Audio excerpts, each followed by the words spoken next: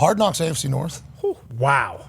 Last night, Hard Knocks got their fastball back. Yeah. Delivered. They really did. So I think we talked about it yesterday a lot, that Hard Knocks, both in season and training camp, kind of just started mixing in with all the other content that was coming out of teams and social media accounts, and we're getting a glimpse behind the scenes more than we ever have in the past with social media. And teams are even letting their social teams into like the war room and into stuff. So like when Hard Knocks and NFL Films were the only people that had access to it, it was something everybody couldn't wait to watch. Oh my God, what would it be like to be in the NFL? What is this building like? What is this coach like? What is a meeting like? That was kind of like an introduction to people that didn't make the NFL on what the NFL is. So it was held in high regard. This is awesome. This is incredible.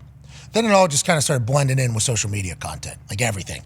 Guys started having their own podcasts, so you started learning more personalities, more stories through the players, so Hard Knocks didn't get a chance to even tell their story. It was just, I think we all agree. Yeah. Hard Knocks was a dying franchise, in my eyes. I think it was going to lose relevance. I think it was going to continue to lose popularity. Now, granted, they're always going to get deals like with HBO and with Mox because of the relationship and the partnership, and the NFL does well for people. But I thought content-wise, they were losing their fastball. I thought it wasn't going to be able to find its way. Then the offseason Hard Knocks with the Giants happened. No social media team's putting any of that up. No chance.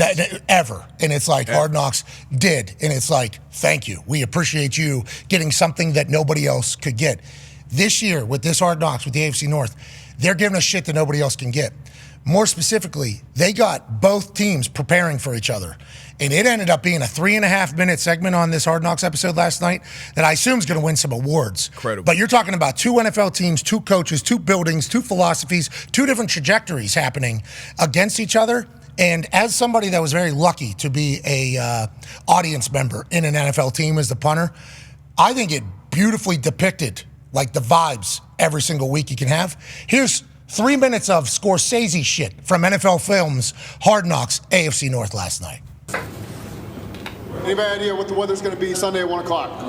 Cold, okay? 25 or below, okay? You can't play in this division in December without it being cold weather. It's not right. Can't be above 30 degrees. So buckle up, get your mind right. I mean, we've been in some close games, and unfortunately we haven't closed them out. There's still a lot of opportunity to get this season turned around, starting with the Pittsburgh Steelers. The history of this series, man, the shit runs deep in the North. These intimate divisional relationships. We know us, they know them, that's how it goes down. They play us a certain way. There's a rhythm to it.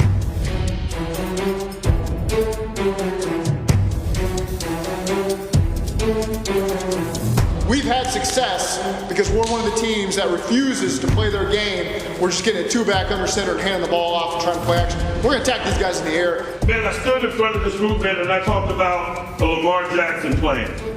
I think it's important that we map out what our Joe Burrow plan is. He is red hot. That felt good. That was the one. With Joe Burrow at quarterback. You know, we can't be 4 independent contractors. We got to work together. Right side is dead. We talk about the integrity of the pocket. We got to not let him step up, and we can't let him get outside to his right, our left. We certainly have to do a great job of keeping Russell in the pocket. Come on, Wolfo. Put on a show, boy. You know what to do. Ready to take a set. When he extends plays, that's when he's at his best. Go through. The momentum of the team really gets driven by 14 because if he creates big plays, it kind of sparks their offense. Is everything because they're so afraid of the go balls and all that stuff. When you run off the ball like that, you create all that space for you. You know. Yeah, I know who he's looking for first. His first read is always going to be 14. One-on-one, he's going to take the shot and just try to keep space between you and 14. He's a great contested catch guy. 3rd and 1. Mike Tomlin don't care. He don't want the first. He wants to flip the field. He wants the momentum. Chase can't have a good day, man. Man, this guy's different, man. He's the best in the business right now. And so it's doubly important that we minimize this damn guy. Minka Fitzpatrick, aware player, veteran player. Okay, you guys know him, right? Receivers expected that guy's coming for you. Try and take your head off. They're not a big fake team, but anybody who gets desperate, will do crazy shit. So, no doubt. How about this guy, Brown, the new feature runner? We will not be distracted by Joe Burrow and company to the point where this guy's sneaking up on us. Man, we got to establish a relationship with this guy. He might not know your name today. He better know your name on Monday morning. I know one thing for sure, right? They've got a coach that's been doing it a long time that's standing in front of his room right now preaching that they're going to come into our stadium and be the more physical team. It can't happen. There's some dudes in Cincinnati sitting in their room to combat the talents of some of you people. There's a reason why Orlando Brown is in Cincinnati. Because in 2022, man, Alex Highsmith walked an absolute dog on this dude.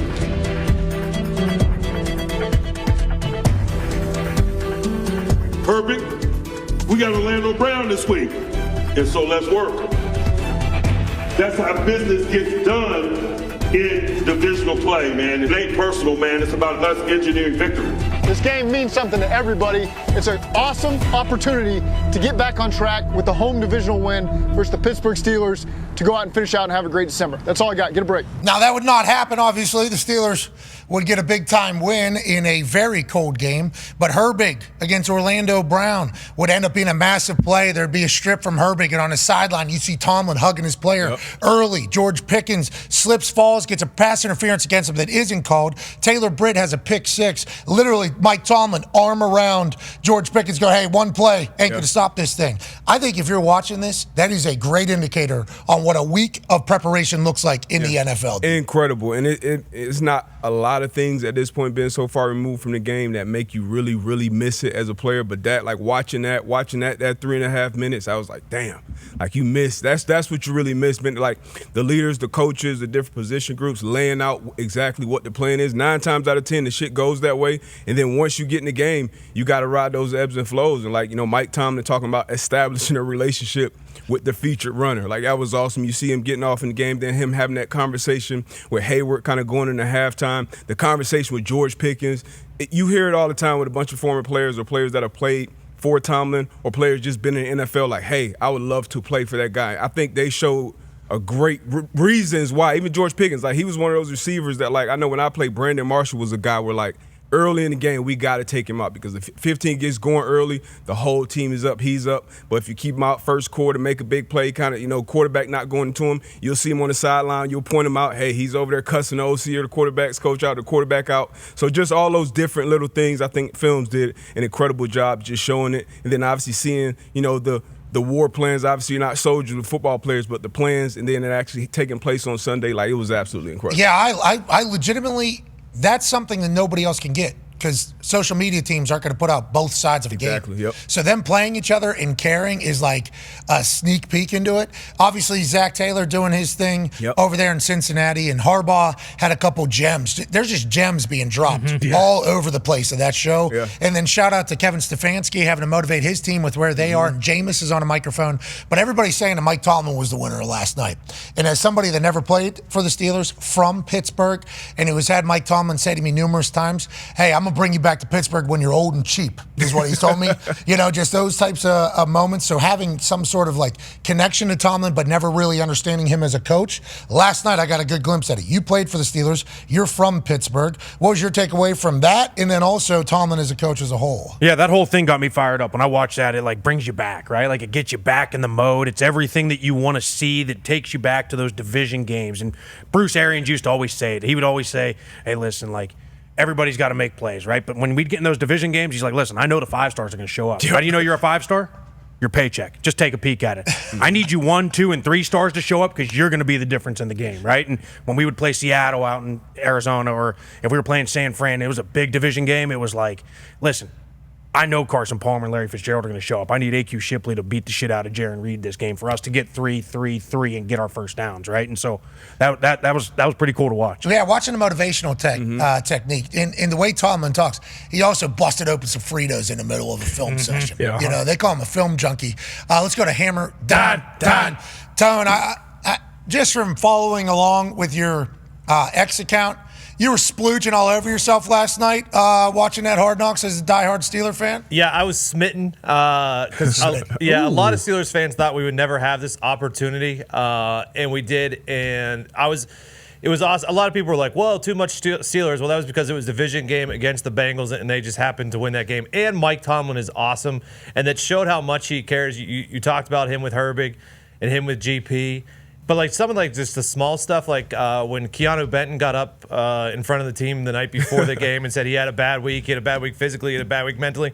Like that's a second-year player, and that's nothing. That's something I never, ever would imagine him getting up in front of the team. He's forced to, by the way. He was forced to. And he was representing the D-line, too. I don't know if you saw immediately after his speech, he goes back to where the D-line was, and Cam's like, that's right, like talking shit to the linebackers, because I assume there's been a corner that's walked up there, stumbled all over himself, and then just boo, gets his ass booed out of there. But there is those little things that I think like fans don't know happen. Yeah, even like the Thanksgiving part when he's like, hey, and a lot of coaches do it, but like, hey, home's open because a lot of people away from the families. You can come, you're welcome. Some of the OGs obviously do that on the team. You saw the Haywards kind of enjoying their Thanksgiving because I think Zach Taylor was like, oh, shit, like you reminded me, like it's Thanksgiving because it's just so important. And as football players, that's just kind of your life. Thanksgiving, Christmas, like you're in the middle of it. So big division rival. Bengals are playing for their season. Steelers obviously have bigger goals in mind as well. Ravens, like even the Browns, you know, seeing like Myles Garrett and their O-line coach or assistant O-line coach. Like that, we'll be running that in the third hour. Yeah, that was awesome. Third hour, great. Yeah, because there'll just be a muted TV on ESPN for 2 minutes. 2 minutes straight. That's football, baby. That's why we love it. That's what it actually is like inside of a building. And I think, you know, the people that are saying there's a lot of Steelers. Steelers were the only ones that won. Yeah. So, like, Bengals lost, obviously, to the Steelers. Ravens lose, and then the Browns lose on Monday Night Football. But them having a Monday Night Football shot in it, like, reiterates the fact. NFL Films is editing that all the way up until, like, yesterday's drop. Right. Crazy. Like, it is bananas how much effort.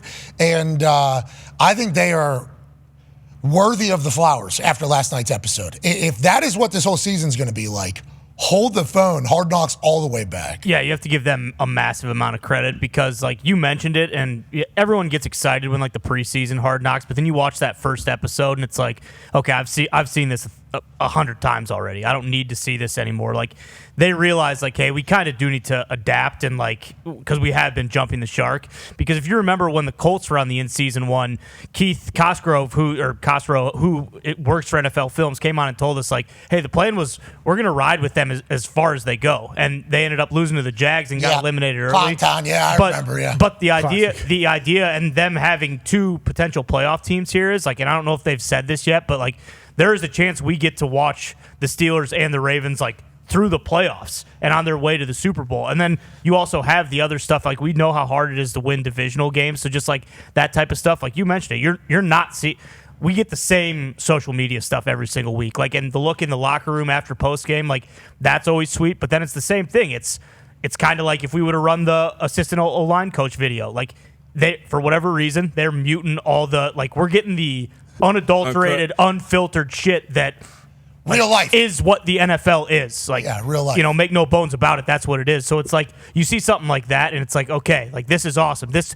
should be kind of the gold standard of what Hard Knocks is. I think they should do a division every single year because then you don't have we're doing the Cardinals and they're 4-10 right now, and like you watch it and you just don't care. Like you're whether you're a Steelers fan or a Ravens fan or whoever, like you're invested in watching these teams. And also, once again, to the NFL Films, doing 4 teams. Yeah. Mm-hmm. So now you got 4 crews in the middle of a season. So much harder. Imagine how much they got to cut. So much harder. Chop even more. So much good shit they got to cut. I like that he's sprinkling in kind of some of the bullshit, too, like the players do. You know, Burrow and Chase talking about him getting the Batman suit in the Batmobile. $2.9 million, by the way. And then the Ravens players just talking about, like, the Saquon shit, like hearing Lamar Jackson speak in awe of another player's at shit. practice with the boys. Exactly. Like, that's just shit that happens throughout the week that, you're not going to see anywhere else but Hard Knocks. I don't even think I seen that in Street Ball. He was just talking, and it is cool. Like, and if you're George Pickens, I think you love hearing that this is how the other team's talking about you. You know, like that's why whenever Bill Belichick would do his press conferences, he would mention somebody's name. The player would take that as like a badge of honor because it's like, okay, so I got Bill thinking about me, you know? Hell yeah. And I think some of the superstars, obviously quarterbacks know that the other team is talking about him, obviously. Mm-hmm. You're the quarterback. But the way George Pickens was talked about there, 14 is the guy here. Yeah. And then Hilton going, Russ is looking for GP no matter what. 3rd and 1, he don't care. Yeah. He is trying to do that. And then you hear Tomlin basically, backing everything. It is... Question. If you're a free agent, you're watching that, and it's like, Pittsburgh would be a cool place. Tomlin would be a good guy, cool guy to play for. Oh, yeah. And then the Baltimore Ravens, it feels like it's like, I don't want to say like an institution, but it does feel like, hey, this is the Raven way. Yeah. You walk in, it feels like that has been the way. Obviously, Harbaugh's been there a long time. Yep. We're getting a chance to listen to Coach Harbaugh do the way he does his things, but it feels like you're walking into like a college almost. It's like, it's kind of what it felt like. You played there. Yeah, I played for both those teams. That's why it was kind of cool to see because not a lot has changed. I mean, it's exactly the way it is. Harbaugh runs it like you said, like it's an institution, like it's a classroom. He puts on a full tilt presentation. I mean, I've never been to a place more in my life. Like Harbaugh will say a quote in like a meeting. He'll be like, "Oh yeah, that was good. Let's put that on a T-shirt." And that T-shirt shows up in your locker. You know what I mean? It's like there's some old school stuff going on, and it's like you see the way that they operate, but then you see the way Tomlin operates, and the way Tomlin operates, it's like he's got one line sweats after on. one line. He's got sweats on. He's got a sweatshirt Yeah. on. He's just walking around position room to position room saying, "What are we thinking here?" And then yesterday on the, not that footage that we saw, but it was a earlier conversation with the defensive staff, and he's like, Joe's always like, and he's holding his shirt, he like slithers through the pocket. We need to stop him from slithering through the pocket. And then literally they show a play, Joe slithers through and then throws a touchdown, and then he goes and talks to Cam Hayward, to your point, as they're walking off the field, and Cam's like, man, they're running. He's like, yeah, we need to stop the run, and we need to push the middle of the pocket pretty much. And he said, get your guys right, he said to Cam, and Cam was like, you got it. And also, for Cam Hayward, it was cool to watch him be the leader and the guy that he is. Yeah. You know, his little brother's on the team.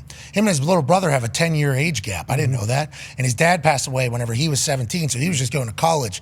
Younger brother was obviously 7 when that happened, so he went through all of high school without his dad, who was Ironhead Hayward, professional football player. His family still lives in Pittsburgh, I believe, because he was a member of the Steelers. So, like, watching Cam Hayward, who's had a Hall of Fame career, been around a long, long time, and watch him not be like, you know, it feels like everybody liked him. The way him and Tomlin talked, his brother, how he looks up to him. I like his personality. I think he had a big performance last night, too. Good for Cam Hayward last night. His massive fucking head. Huge. That like guy's the whole head. family. Runs in the family, for sure. That head. Holy shit. Great he had shot. a hat. He had a hat on, and that thing, that was a rear naked choke on his forehead. I mean, I don't know if they make enough cloth for how big that fucking head is. But it was a phenomenal hard. I mean, I can't wait for next week. Tone, what were you going to say? You had a question? I was going to ask, because obviously you guys are in the meeting rooms. It felt like Mike Hilton was running that DB meeting room. Does that happen a lot, or is that just like the vet in the room speaks on certain things? Yeah, especially a guy that's been in that division. He was a Pittsburgh Steelers. He was a great Pittsburgh Steelers. Yeah, so he's been in that division. He knows how the game's going to go. And even on the sideline, he told Cam Taylor-Britt after the pick, they're coming right back to him. They're coming right back at him. And like when you've been in those battles, when you're so familiar with those teams and those coaches, you obviously know what's going on. But I always talk about the importance of having like good vets in the meeting rooms, especially when you're drafting young players, regardless of what those positions. That's where you spend most of the time. And a lot of times, those old heads, I'm sure Hayward's the same way in his meeting room. Mike Hilton, Myles Garrett, like those guys kind of set the tone and the temperature in those meeting rooms of how you're going to prepare for practices and games. Tomlin literally said, hey, get your guys to Cam Hayward, because that is how an NFL building is operating. And I know coaches are very important. And there's some trash coaches around the NFL at position groups and everything like that. You're not going to be able to hit home runs everywhere. But if you have a good room, you're going to have a good team. If you have all good rooms, you're going to have a great team. I think that is legitimately the case. Offensive line, players coaching in there too whenever coach is not in there? Yeah, that was one of my favorite clips. I mean, I'm glad you guys brought that up, because it's like,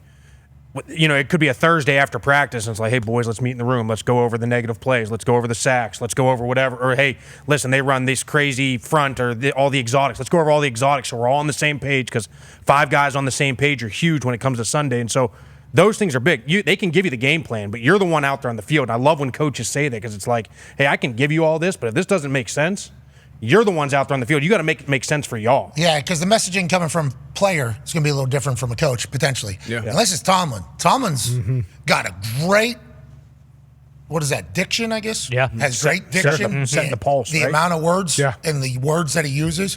But the way he talks is, you can see why everybody loves him. Isms.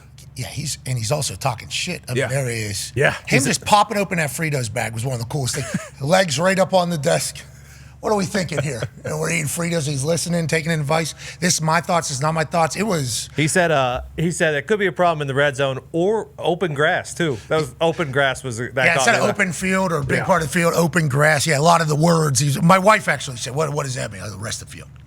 Open grass. I'm like, great way to describe it. Fair enough. Yeah, it catches your attention as soon as he says it. You're going to hold on to it. That's why Baltimore I thought was sweet, because to your guys' point about it being like an institution, like Harbaugh, I feel like wasn't similar to the other guys as far as like motivating the team and doing things that everyone else was doing. And to the Thanksgiving, he said to one of his senior assistants, like, man, this is going to be our 17th year of Thanksgiving together. It's like he really has been there forever. And they went all the way back when he was an assistant with Philly. They went through that and him getting hired. Like, that was so cool. But I wasn't sure if you guys did pick up on it, and it didn't really hit at all. Harbaugh being cold outside was a little bit of a thing. Yeah, special teams coordinator said, I would give you my jacket. I want to let you know. I'll give my shirt off the back. I'll give my hat, whatever you need.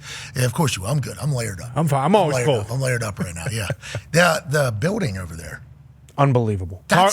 It looks beautiful. It is it's a castle. It is an absolute castle. It looks like a country club. Yeah, they got a little putting green out front. I mean, Under Armour's names on it, so they put all the money into it. It's crazy. And that's just been the facility? That's just what it is? That is it. So cool. So cool. By far the coolest aerial shot of any of the facilities. And no offense to the Steelers, I think they're splitting that team meeting room into 2 meeting rooms. Yeah. Right? Whenever. Looks like it. When that's not a team meeting? So that's a whole different team meeting room when I was there. It's even bigger and better looking. So I don't know. It looks awesome. Because the Steelers facility is split with the Pitt Panthers. Yeah. Now, granted, it's a big facility and there are 2 clear facilities, but it is still split facility with the University of Pittsburgh. So I do wonder if we're going to get more glimpses into all of it. To Connor's point, though, I don't know if you guys saw it. I don't think it was a part of this. It was a mic'd up maybe a couple weeks ago, but there was when the Steelers played the Ravens, Tomlin and Harbaugh were like, man, we've been doing a lot of these. You know, I remember when we first talked, we were talking about what our kids were wearing for Halloween, and now they're going to college. And, like, that's pretty cool. Yeah. They've been going against each other for almost 20 years now. Yeah, and that's AFC North football. The 17 years was the senior athletic trainer, I believe. Yes. I believe it was, I think, if I do remember reading the thing right. And they actually have how Zach Taylor runs his room in Cincinnati, and they're playing each other. So you see, they literally, it's fucking. That's cool. They did really, really good. And then they take you into an offensive line room that I don't think has really been seen before. This is assistant offensive line coach. What's his name? Yeah, I don't. All right, sweet. This is from Hard Knocks last night with the Cleveland Browns in the offensive line room. Protect the damn quarterback, okay? Everybody wants to sack the fucking quarterback. That's what the defense wants to do. We're going to take pride in protecting the quarterback. No one fucks with the Chief. Nobody. Now, Chief, this is how you can help us. Get through your reads and get the fucking ball out, right? You do a really good job with that. It's impressive. Set the protections the right way. When you got to flipper it, be on your shit. Be on your shit. Okay? Whatever you say, we're going to do. I promise you. Okay? You guys back this fucker up. You fight your asses off. You fight your asses off. We're not going to fucking Denver to go skiing. We're going to win the fucking game on Monday Night Football in front of the fucking world. We're on Thursday Night Football last week. We balled out. We're going to Monday Night Football this week to ball the fuck out. Okay? We are pros. This is what we fucking do. This is our choice. This is our life. This is every minute of our day. Right now. Lock it in. Go to Denver. Pitch a fucking fit. Pitch a fit. Okay? 99's in the air. Yeah, fuck him up. That's you, JJ.